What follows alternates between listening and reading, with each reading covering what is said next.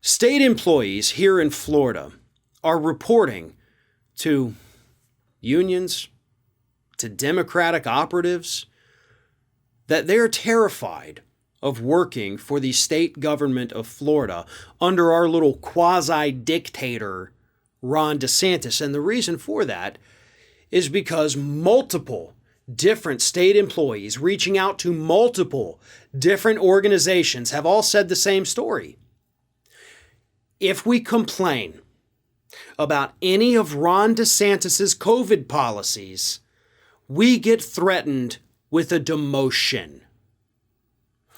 Let me read some of these statements here. This is from the Tampa Bay Times.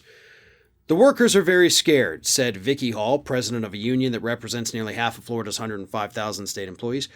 The governor wants everything open and running. Management is not taking it seriously. They don't tell us when we have been in the building sick, when people have been in the building sick.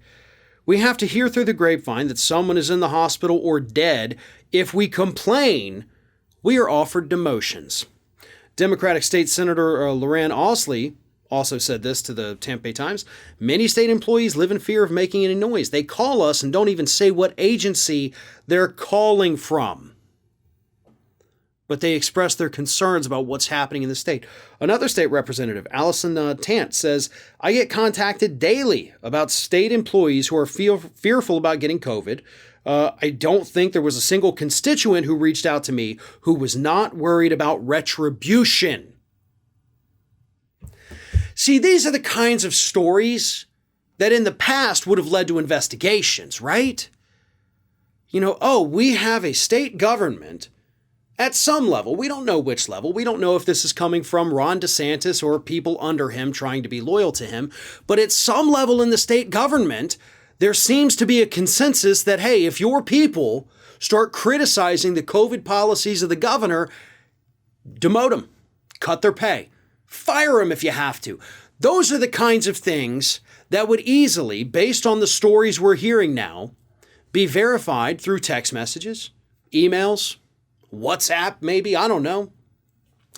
But those are the kinds of things, based again on the number of people coming forward from different agencies to different individuals, you'll be able to find a paper trail on this if you investigate. And that's also part of the problem of having a Republican-controlled state. Who's going to investigate them? The Republican-controlled legislature? Nope. The Republican Attorney General? Nope. There's nobody. There's nobody.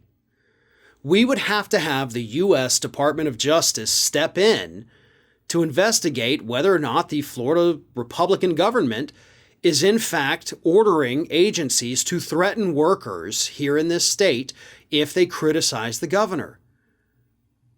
But furthermore, if this were happening in another country, if this were happening in North Korea, you wouldn't be shocked to hear this story. If this were happening in Russia under Putin, you'd be like, yeah, that sounds exactly like what Putin would do, because it does.